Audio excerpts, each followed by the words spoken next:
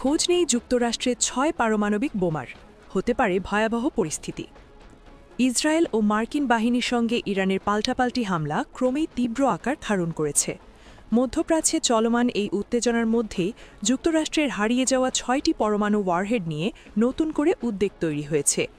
আশঙ্কা করা হচ্ছে নিখোঁজ এসব অস্ত্র শত্রু রাষ্ট্রের হাতে পড়লে ভয়াবহ পরিস্থিতি সৃষ্টি হতে পারে।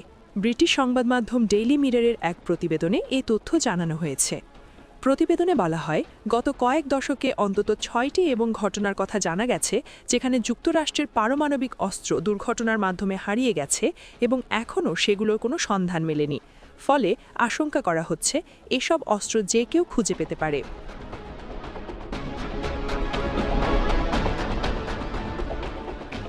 মার্কিন সামরিক পরিভাষায় এ ধরনের পারমাণবিক দুর্ঘটনাকে ব্রোকেন অ্যারো বলা হয়, অর্থাৎ এমন ঘটনা যেখানে দুর্ঘটনার কারণে পারমাণবিক অস্ত্র হারিয়ে যায় বা নিয়ন্ত্রণের বাইরে চলে যায়। যুক্তরাষ্ট্রের অবস্থান হল, তারা যদি এসব নিখোঁজ বোমা খুঁজে না পায় তবে প্রতিপক্ষের পক্ষেও সেগুলো সহজে খুঁজে পাওয়া সম্ভব নয়। যুক্তরাষ্ট্রের নথিভুক্ত ৩২টি ব্রোকেন অ্যারো ঘটনার মধ্যে এখনও অন্তত ৬টি পারমাণবিক ওয়ারহেডের কোনো হদিশ পাওয়া যায়নি। এসব নিখোঁজ অস্ত্র নিয়ে দীর্ঘদিন ধরেই উদ্বেগ রয়েছে। এ ধরনের সবচেয়ে আলোচিত ঘটনার একটি ঘটে ১৯৫৮ সালে। ওই বছর যুক্তরাষ্ট্রের টাইবি দ্বীপের কাছে আকাশে দুটি মার্কিন যুদ্ধবিমানে সংঘর্ষ হয়। তখন একটি B-47 স্ট্র্যাটেজির বোমানো বিমান সম্পূর্ণ সুশস্ত্র একটি মার্ক 15 পারমাণবিক বোমা বহন করছিল। সংঘর্ষের পর পরিস্থিতি ঝুঁকিপূর্ণ হয়ে ওঠে। বিমানটি ক্ষতিগ্রস্ত হওয়ায় পাইলট আশঙ্কা করেন বোমাটি বিস্ফোরিত হতে পারে। ফলে তিনি জরুরি সিদ্ধান্ত নিয়ে জর্জিয়ার উপকূলের কাছে ওসাউ সাউন্ডের পানিতে বোমাটি ফেলে দেন।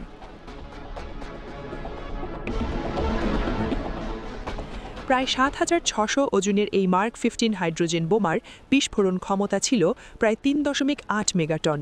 তুলনামূলকভাবে এটি দ্বিতীয় বিশ্বযুদ্ধের সময় নাগাসাকিতে নিক্ষেপ করা পারমাণবিক বোমা ফ্যাটম্যানের চেয়ে প্রায় ১৯০ গুণ বেশি শক্তিশালী ছিল। দুর্ঘটনার পর বহুবার অনুসন্ধান চালানো হলেও ওই পারমাণবিক বোমাটি আজ পর্যন্ত উদ্ধার করা যায়নি। ফলে এটি এখনও যুক্তরাষ্ট্রের হারিয়ে যাওয়া পারমাণবিক অস্ত্রগুলোর একটি হিসেবে বিবেচিত হয়। মার্কিন বিমান বাহিনী জনসাধারণকে জানিয়েছিল বোমার প্লুটোনিয়াম ওয়ারহেডটি উড্ডয়নের আগেই সরিয়ে ফেলা হয়েছে এবং সীসার বিকল্প দিয়ে প্রতিস্থাপন করা হয়েছে। তবে কয়েক দশক পর ১৯৯৪ সালে কংগ্রেশনাল সাক্ষ্য থেকে প্রকাশিত নথিগুলো প্রকাশ করে যে টাইবি মার্ক 15 আসলে একটি অক্ষত পারমাণবিক অস্ত্র ছিল। ১৯৬৬ সালে দুটি মার্কিন বিমানের সংঘর্ষের পর ভূমধ্যসাগরে একটি B-26 থার্মোনিউক্লিয়ার বোমা হারিয়ে যায় এবং এর ওয়ারহেড এখনও নিখোঁজ। এদিকে মার্কিন হামলা এবং পূর্ববর্তী লক্ষ্যবস্তু মার্কিন ইসরায়েল অভিযানের ফলে ইরানের পারমাণবিক কার্যক্রম উল্লেখযোগ্যভাবে ধ্বংস হয়ে গেছে বলে মনে হচ্ছে। কেউ কেউ আশঙ্কা করছেন তাদের ক্ষমতা পুনর্নির্মাণের জন্য এটি কেবল সময়ের ব্যাপার। এ বিষয়ে নিরাপত্তা বিশেষজ্ঞ জেফ্রি লুইস বলেছেন, যদি এই হামলা কোনো শাসন ব্যবস্থা অপসারণে সফল না হয় তাহলে ইরানে হাজার হাজার মানুষ এই ধরনের কার্যক্রম পুনর্গঠিত করতে সক্ষম থাকবে।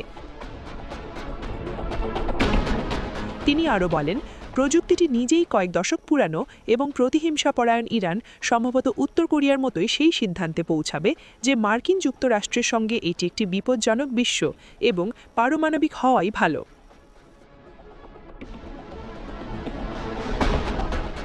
প্রিয় দর্শক, বিষয়টি নিয়ে আপনার মূল্যবান মন্তব্যটি কমেন্ট করতে ভুলবেন না। পরবর্তী আপডেট পেতে চ্যানেলটি সাবস্ক্রাইব করে আমাদের সাথেই থাকুন। ধন্যবাদ। SK টিভি বাংলা, সাথেই থাকুন।